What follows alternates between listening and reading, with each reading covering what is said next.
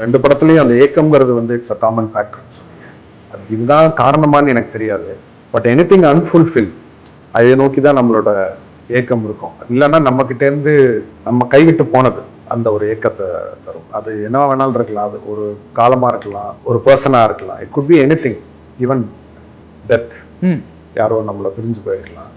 அதை நோக்கி தான் நம்மளோட ஏக்கம் இருக்கும். ஈவன் நம்ம ஆம்பிஷன்ஸே அதானே, what we want to become or achieve. So that actually either it excites us or இல்லைன்னா அது ஒரு மாதிரி ஒரு மெலாங்கலிக்குள்ள நம்மள போகும். இது வந்து it always works in story telling.